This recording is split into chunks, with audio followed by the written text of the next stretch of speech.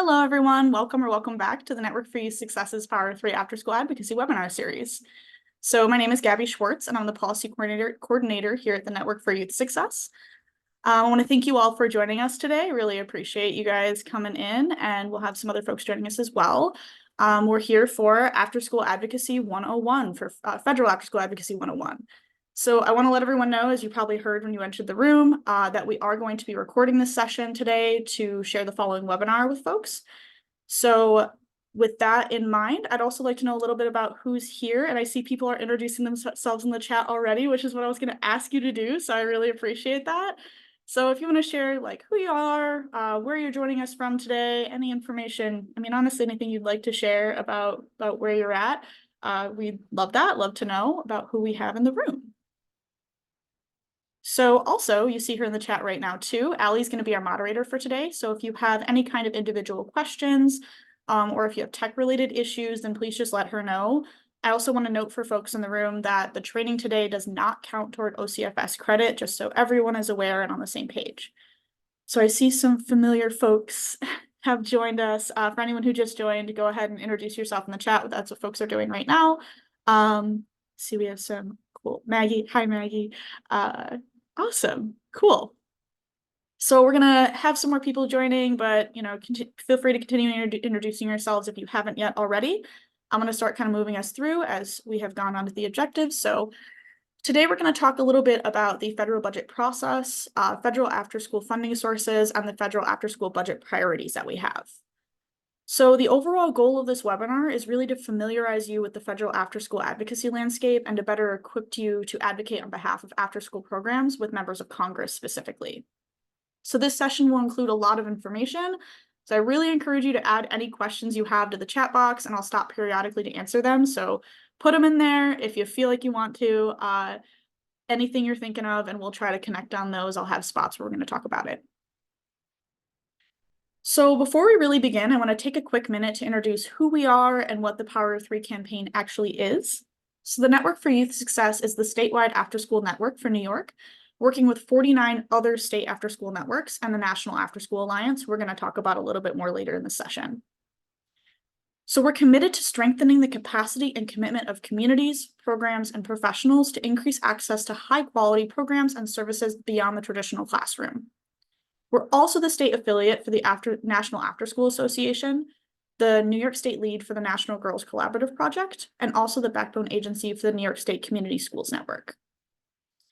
This webinar series is part of our Power of Three campaign, which is a public awareness campaign on the role, benefits, and impact of after-school. So the goal of this webinar series is to give you insight into the world of advocacy and to empower you to advocate on behalf of after-school, summer, and expanded learning programs and the families in your community. You can learn a little bit more about the Power of Three campaign on our webpage, which we're going to share in the chat box. We also have recordings of all of our other sessions. So if you join this one, you like what you see, go ahead and take a look at that webpage. It's going to have all of our other recordings as well. So we're going to start today with an overview of the federal budget process. So the annual federal budget process consists of three major funding areas. The largest area of this is mandatory spending. These are the programs and areas that the federal government is required by law to spend at whatever level is needed to cover the cost without negotiation or flexibility. So they're mandatory, they cannot be negotiated, they have to be spent. These include programs like Social Security, Medicare, and veterans benefits. This is often around 50% of the total budget, and in 2023, as you can see on this pie chart, it was around 63%. So the second largest type of spending is discretionary and accounts for the spending allocated to federal agencies specifically, and its funding levels are set by Congress every single year. So discretionary spending is where cuts often occur, negotiations tend to happen, and advocates can actually influence their decision makers in this area. Discretionary spending is often a third of all spending for the federal government and was just under that amount at 30% in 2023. So the final type of federal spending decision makers must include in the budget is interest on the federal debt. This covers the interest payments on the money that the federal government has borrowed and is committed to paying to remain in that good standing. It's often less than 10% of the total budget and was around 8% in 2023. So as I noted a little bit earlier, the discretionary spending area is really where programs are funded through agencies, and it's the part of the budget where we're primarily concerned with when we do advocacy for after school and honestly most other social programs as well. So for those of you that are familiar with the state budget process, we want to do some quick kind of unique features of the federal budget. And for those who aren't, it's just general information. It's helpful either way. So the federal fiscal year runs from October 1st to September 30th each year.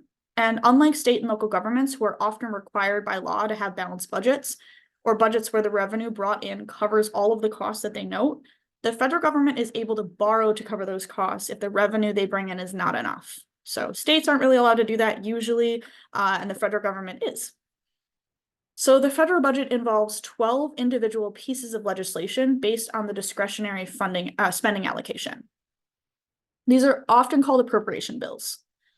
So when we talk about the federal budget passing, we're really referring to all 12 of these bills getting formally approved by Congress and signed into law by the president. It's really important to note that the federal budget is often delayed through various processes, which we'll talk about later. This means that the typical timing that we talk about with the federal budget steps are often not perfectly aligned with where they're usually meant to be, and that's just part of the process. So before I move on, I'm going to stop here and see if anyone has any questions, because we're going to be moving into all the steps of the federal budget process. So if anything I've talked about here, if anyone has questions about that, please drop them in the chat. If you want to unmute and ask me, that's also fine with me, but I'm going to give about 10 to 15 seconds of silence so you all can consider or type questions.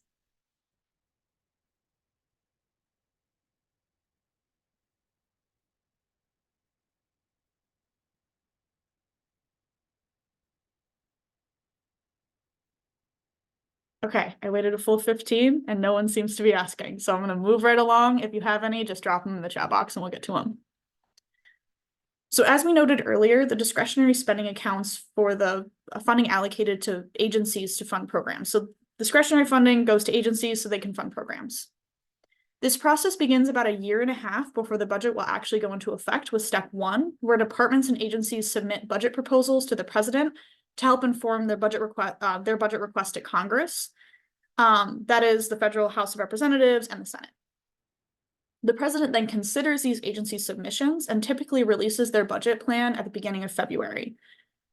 These beginning steps, if you're familiar with that state process again, tend to be nearly identical to what New York does. Agencies put together a budget request and then they submit it to the president, who then creates a larger budget altogether. The governor and the agencies here in New York do the same thing.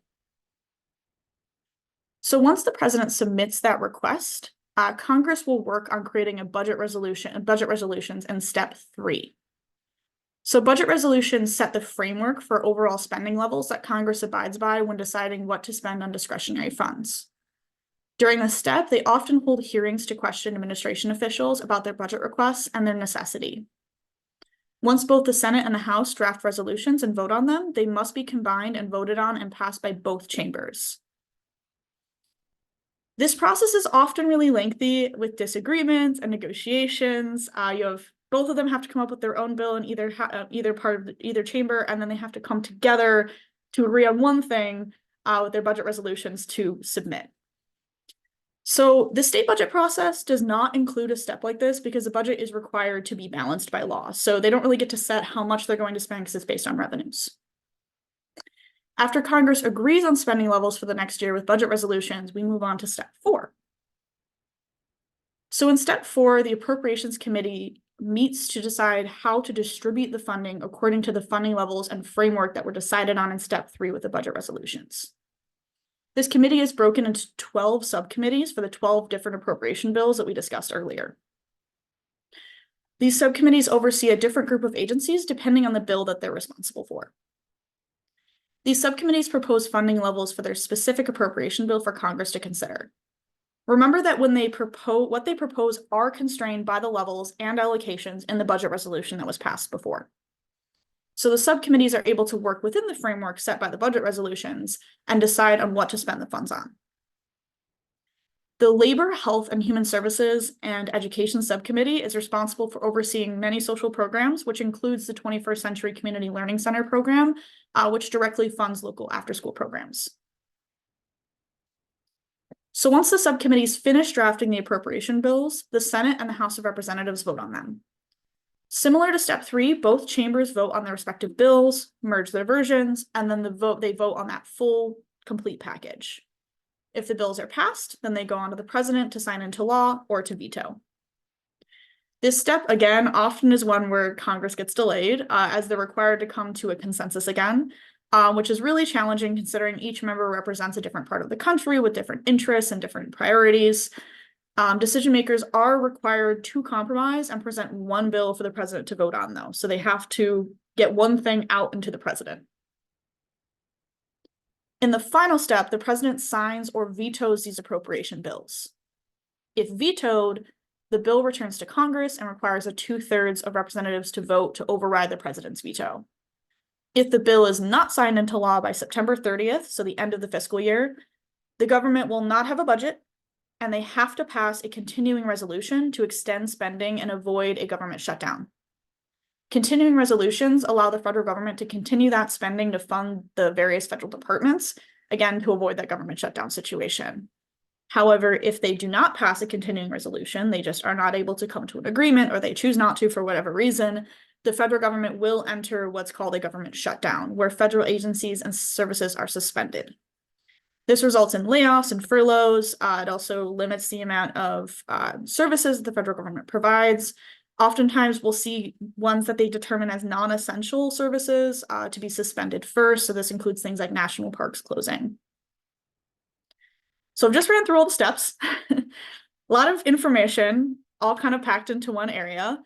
I'm going to pause here again to see if anyone has questions about the steps of the budget process. I'm going to drink water so I can continue talking, but please feel free, unmute, put it in the chat box, whatever it is, if you have questions about the steps or anything we talked about beforehand. And if you're just joining us, please feel free to introduce yourself in the chat. I won't call you out, but it is nice to see who's in the room.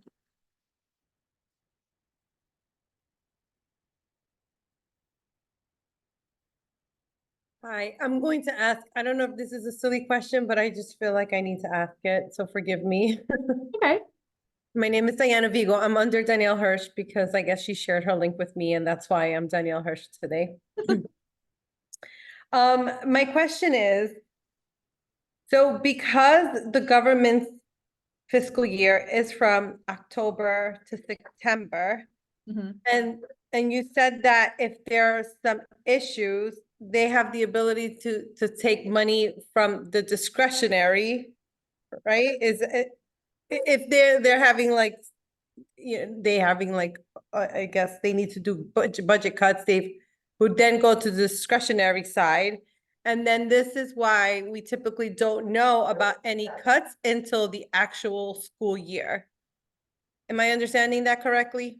So I think if I'm understanding your question correctly, I think you are.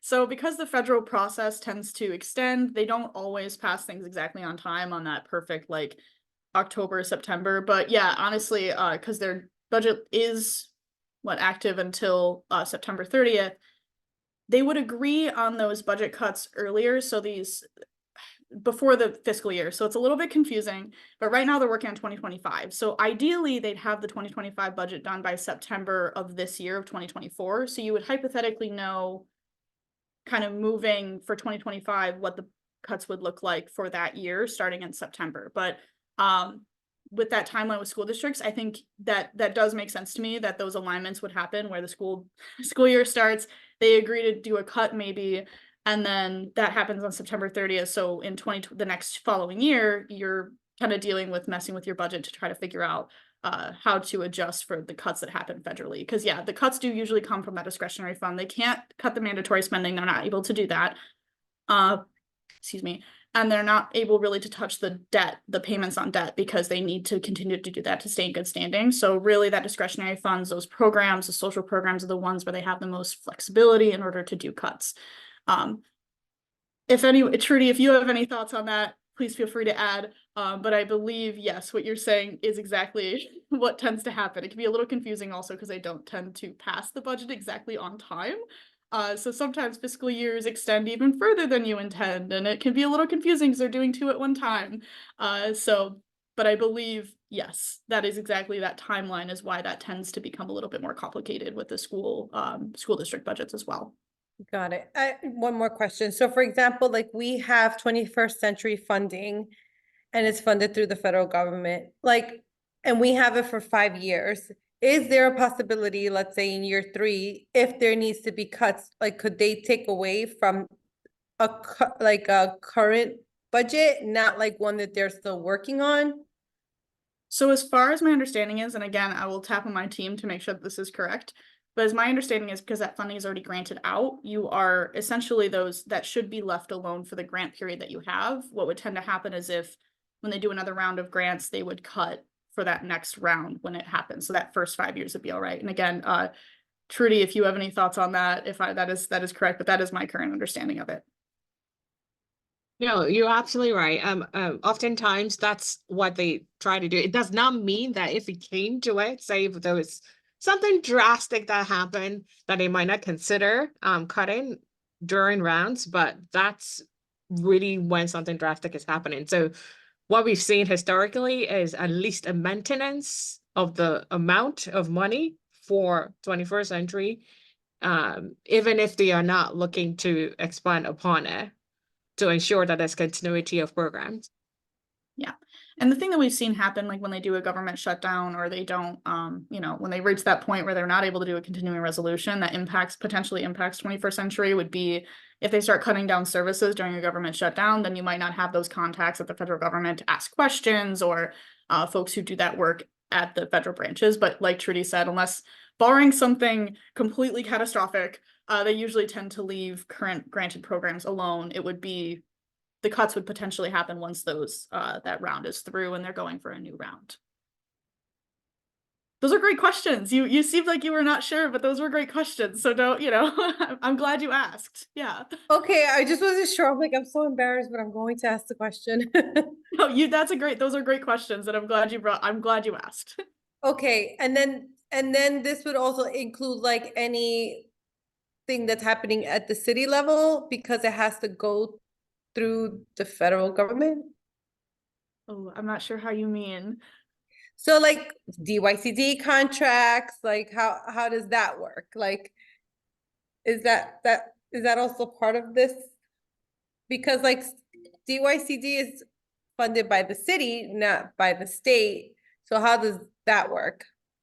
So we might be getting into a little bit of a rabbit hole in terms of that like local funding versus the Yeah, I'm state. just wondering. I mean, Yeah. it's fine. I'm just curious. Oh, no, it's okay. The short answer is that the federal funding is different depending. So your 21st century would be federal and impacted by federal changes. Hypothetically, the state and local should be separate. There are sometimes ways that the state and potentially cities will use funding maybe that they get from the federal government, so those could trickle down. But typically, those tend to not be aligned. So if you see a cut at the federal government, unless it's directly funding something that happens at the city level, that isn't necessarily going to mean that you're going to have a cut at that city level or that state level. So the short answer is it shouldn't. The longer answer is a little more complicated and depends on how that program's funded and what program you're talking about, how the state decides they're going to use federal funding, because they can be a little bit tricky and a little bit creative with the way that they take federal funds to fund state programming, and that's a little bit more weedy and a little bit more challenging to get into in like a webinar setting. But I'm going to share my contact at the end as well. So if you have specific questions, please, you are very open to reaching out to us, and that's totally fine. We have a lot more knowledge about this. I just don't want to get too in the weeds about the state funding versus the local funding in this space right now. Okay, thank you so much. I appreciate it, Gabby. Yeah, thank you for your questions. I appreciate that. Okay, I'm paying attention, I guess. Yeah, oh, you 100% are. Thank you. I love it. Awesome. Yeah, thank you. And I'm gonna keep moving us along. We're gonna have more spots for questions. There's more opportunities. So please feel free to ask. Even if you think your question might not be, is maybe silly or something, it's probably not. You're probably fine. So as we were talking about, the next point I'm on, I got to get back to my thought process. So where we are currently in the budget process. So where are we right now? So we're currently in that third step of the federal budget process for fiscal year 2025. This is usually where this is the step where Congress creates their budget resolution, so decides on how much they're spending for the year.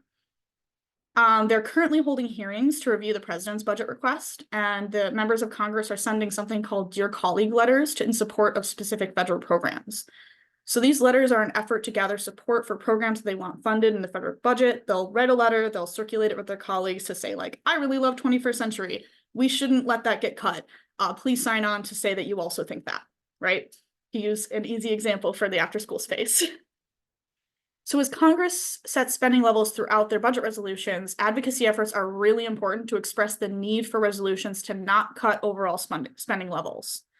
So once we move into the appropriations committee step, the subcommittees will have to decide on which programs to cut to keep the spending levels at the amount outlined in the budget resolutions if they choose to cut. So if there are cuts during this stage, later down the line, they'll be deciding who is going to get cut in order to meet that alignment of the budget resolution. So I'm going to shift gears a little bit here. Again, I encourage you all to drop questions in the chat box as I'm talking, as you think of them. But we're going to start talking a little bit about the current federal budget priorities that we have and we're working with our national partners on. So the network works really closely with our national partner, the Afterschool Alliance, to support federal advocacy efforts. So similarly to the Network for Youth Success, the Afterschool Alliance is working to ensure that all youth have access to affordable, quality after-school programs, but on that national level instead of at the state level like we do. The Alliance sets the federal budget priorities and organizes advocacy efforts at that national levels while working really closely with the state networks. They share after-school related federal updates on legislation and the budget process on their blog, the Afterschool Snack. This is a good use, it's a good resource. I look at it all the time for updates about what's going on in after school at that federal level. And they're usually really good at explaining kind of the details of like, this is how this is going to impact this or that. It's a really helpful tool. The Alliance also conducts and compiles research and data on after-school programs nationally. They often share these posts in their research section of that blog we just shared when they have new data, but they also share all that data on their research page, which we're going to share in the chat box as well. So these are just two really good resources for staying up to date, having that research and having that information. So this next slide lists all of those major federal policy areas that the Alliance and the network track and prioritize in our federal after-school advocacy efforts. These policy areas impact after-school programs to different varying degrees. The policy blog that we shared includes pieces about all of these different areas of legislation, if there's new legislation that might impact them, what's happening in the budget. So as listed on the slide, these policy priority areas are 21st Century Community Learning Centers, Child Care Development Block Grant, Child Nutrition Reauthorization, Science, Technology, Engineering, and Mathematics, or STEM, Full Service Community Schools, Perkins Career and Technical Education, Every Student Succeeds Act, and Social Emotional Learning. So we're going to start by talking about the 21st Century Community Learning Centers initiative as the only dedicated federal funding source that exclusively supports local after-school, summer, and other expanded learning programs. The initiative helps local programs serve over 1.5 million youth nationally, with 64,000 of them in New York. So the last RFP in this program was released in fall 2021, with the awards being announced in 2023 in July. So out of curiosity, I want to know if anyone has experience with 21st Century. I know we just heard somebody has experience with 21st Century, but I'm curious if there's anyone else here who has worked with it in the past, the present. We're just curious, see if we have any 21st Century folks in the room. Oh, I got a thumbs up. Awesome. Yes. Awesome. I'm glad to see. Okay, so this is definitely relevant to you all, this learning about the federal funding sources and what's going on.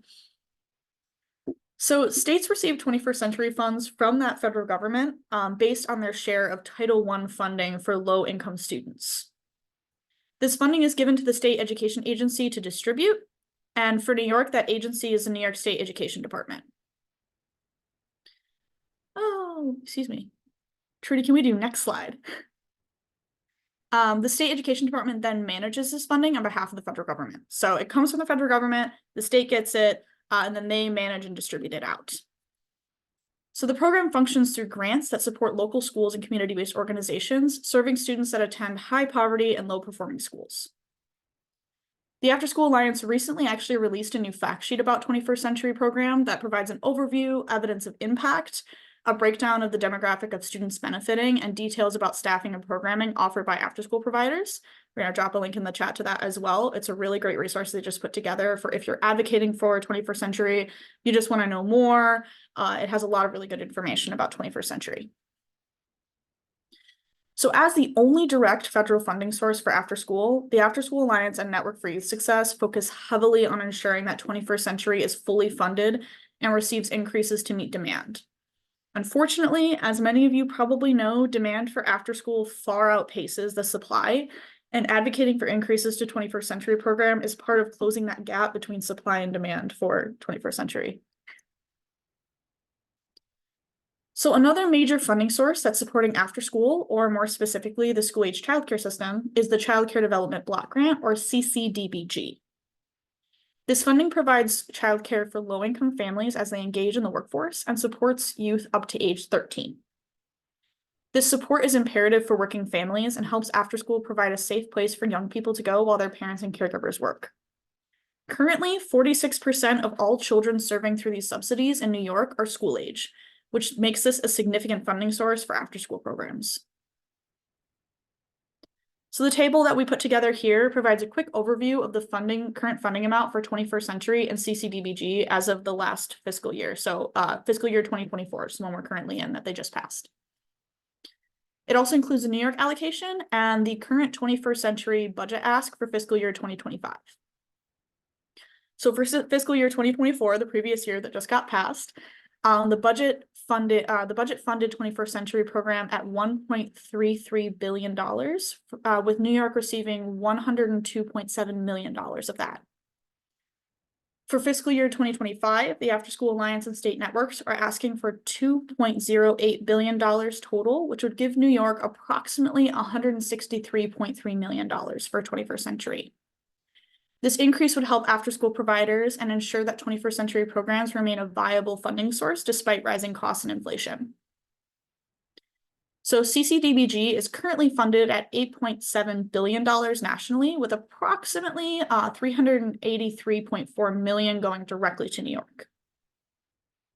I'm going to pause again to see if people have questions. I threw a lot of numbers at you. It's helpful to look at them. I wanted to verbally say them though in case folks aren't able to focus directly on this slide.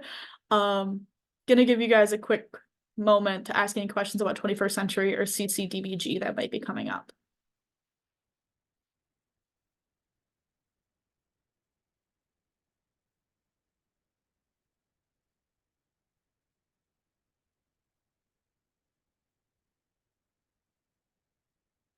Okay, gave it a good 11 or so seconds.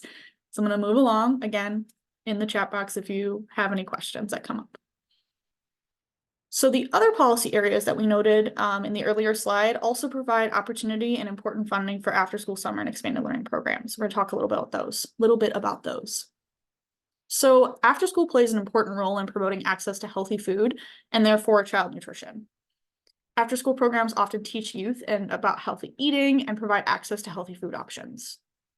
The Child Nutrition Reauthorization is the process Congress uses to fund and structure child nutrition programs and provides Congress with an opportunity to improve and strengthen child nutrition and school meal programs, which includes the Child and Adult Care Food Feeding Program and the Summer Meals Program. Both of these programs are leveraged by after-school and summer programs to provide healthy snacks and meals to young people during program. After-school programs are important partners for implementing these funding sources and promoting healthy eating in young people. So we like to keep an eye on that as well. We're also interested in increasing access to hands-on STEM, so science, technology, engineering, and mathematics learning in after-school programs. So after-school provides an opportunity for young people to explore STEM in new and innovative ways that can increase interest and exploration of these career fields and skills. The Perkins Career and Technical Education Program helps build career pathways, often connecting with after-school and summer programs to implement hands-on STEM learning. This improves readiness for secondary and post-secondary careers in technical education.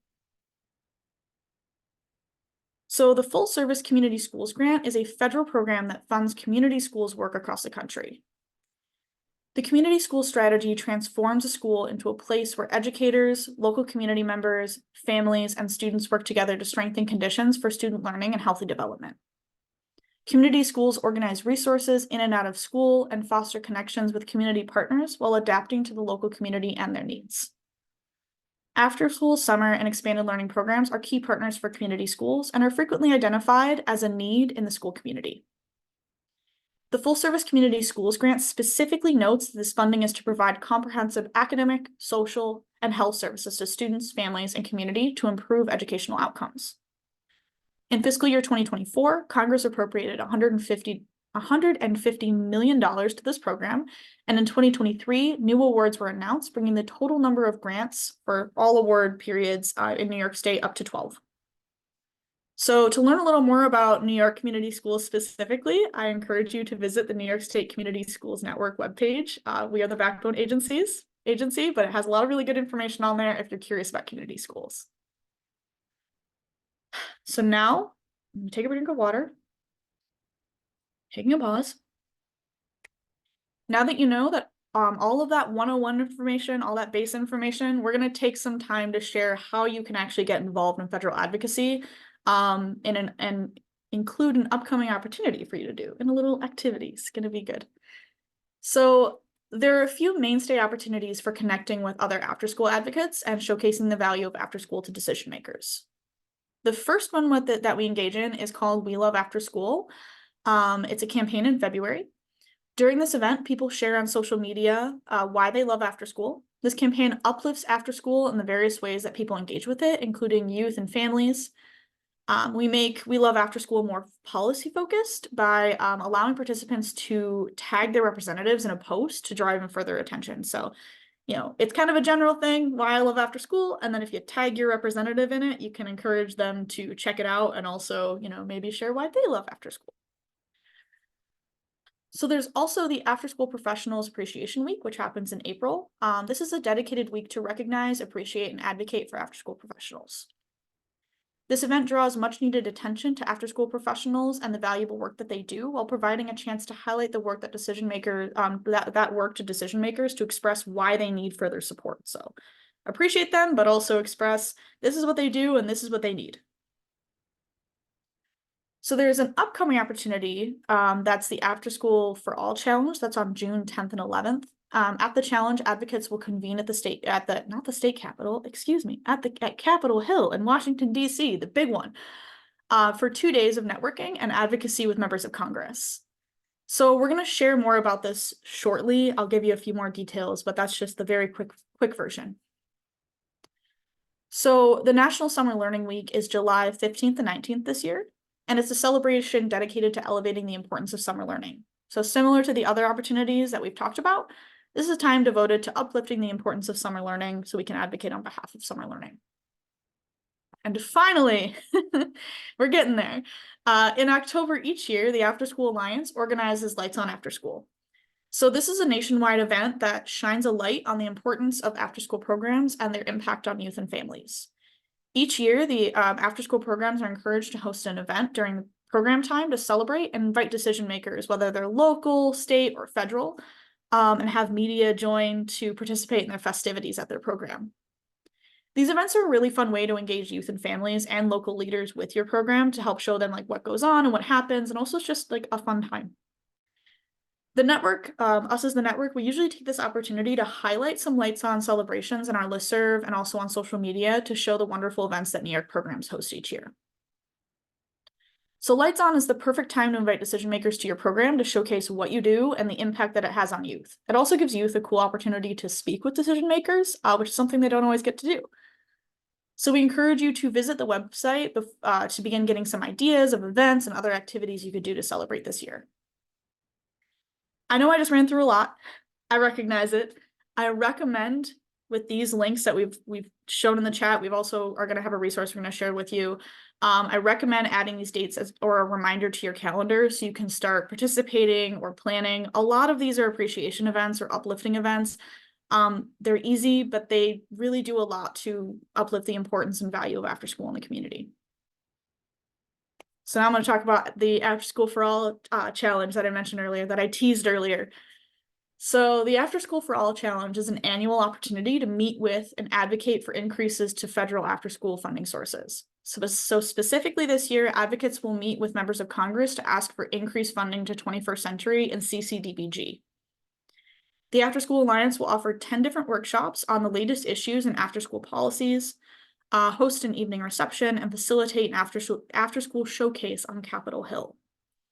So if you're interested in this opportunity, if you'd like to go to DC and you want to get involved, we encourage you to reach out. You can reach out to me. We're going to drop my link we're going to drop my email in the chat box. If you're interested, send me an email and we can connect.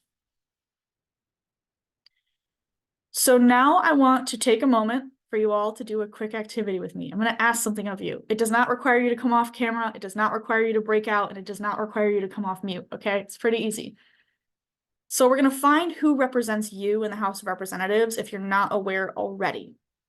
So what you're going to do, we're going to drop these instructions in the chat as well, and they're on the slide. You're going to go to the link that we're going to drop in the chat box. You're going to enter your zip code, and then you're going to press enter. So this is going to show you, dropping that real quick. This is going to show you who your representative is. I encourage you to note down their names so that you can remember. I'll put myself open on this. I always forget who my representative is. I consistently do so. I use this tool all the time. I don't know what the deal is. Their name leaves my brain immediately. So that's my admission to everyone here. I do advocacy and policy work, and I have a hard time remembering. So no shame in having to write their name down. Oh, thank you. Jenna, you're like, you looked them up. Thank you. Senators are easy. Every state has two. New York's are Kirsten Gillibrand. I always almost mess her name up. And Majority Leader Chuck Schumer. So those are easy. Two people. So after you've done that, now we are going to do some advocacy. I'm going to give you an opportunity to do active after school advocacy. Again, very quick. You don't have to come off mute or anything.